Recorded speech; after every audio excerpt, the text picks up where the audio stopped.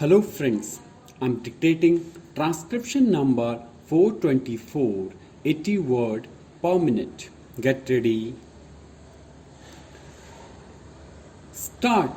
Sir, I rise to support the budget which has been presented by the Finance Minister for the year 2002-3.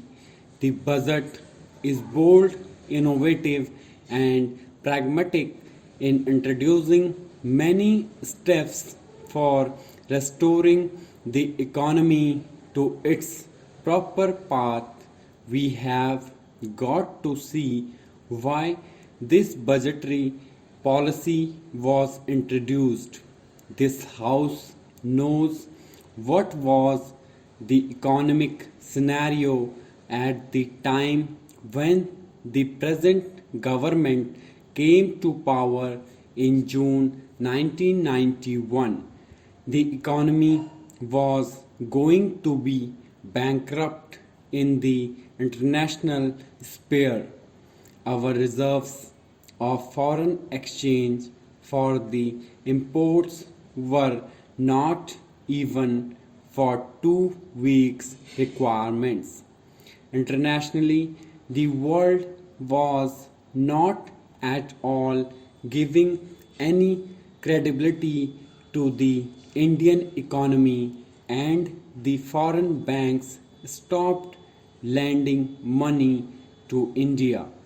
The NRIs were withdrawing their deposits because they had lost confidence in the Indian economy.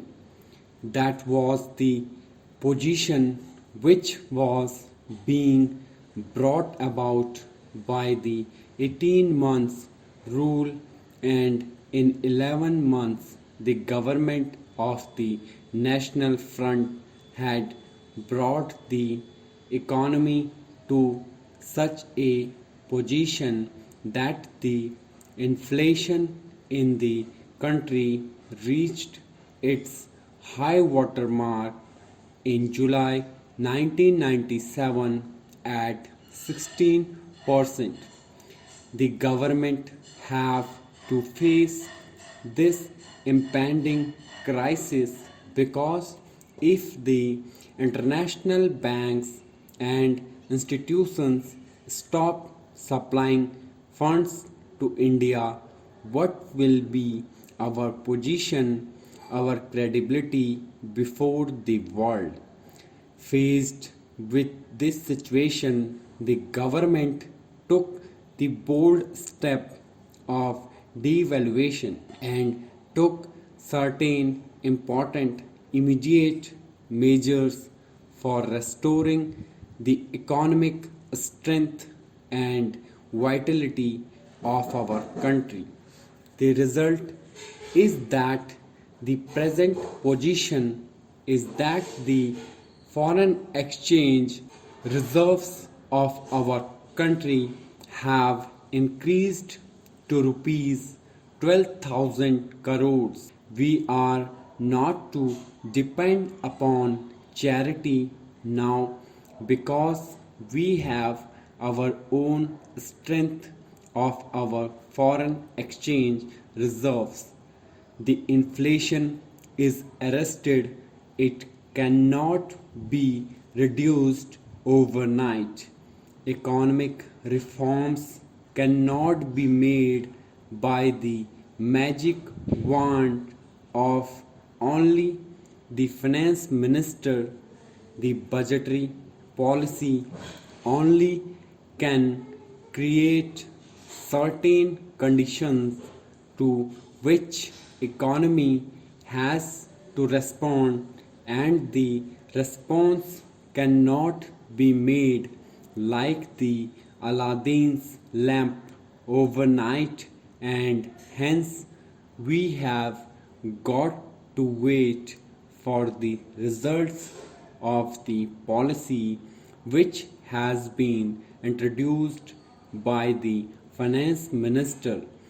We have to see today what are the objectives that the government had in view for introducing the various measures, some of which are really innovative and beneficial to our economy. The objective before the government was to tide over the crisis in the balance of payments position and at the same time to control the inflation in the country. The twin objectives were achieved by the government by introducing our new industrial policy, monetary policy, trade policy, and fiscal policy as well.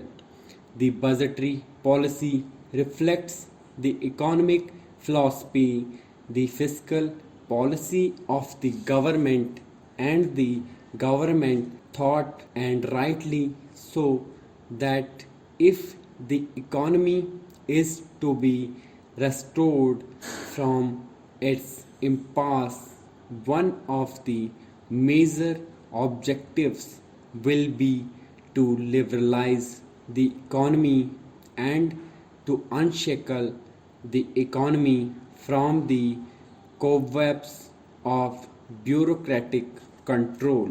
It is precisely because of this reason that the new industrial policy, excepting in certain basic sectors, has now freed the economy from the licensing and other requirements which created artificial bottlenecks in developing the country on its own. The finance minister has introduced various measures to give relief to the different sectors of the economy. He has introduced a drastic cut in the rate of taxation. Today, there are only three slabs of income tax. The people whose income is up to rupees 50,000 are to pay 20%, to people whose income is between rupees 50,000 and 1 lakh are to pay 30%, and for above rupees 1 lakh it will be only 40% with a surcharge which, as assured by the finance minister, will continue only for 1 year. He has also raised the taxation exemption limit from rupees 22,000 to rupees 28,000. In other words, the small income group will get a relief of rupees 6,000 as their tax exemption limit is increased. I would appeal to the finance minister to see whether this raising of the exemption limit will really give substantial relief to the middle or the lower income groups in our country. The finance minister has introduced a better liquidity on the basis of the recommendations of Narsimham committee.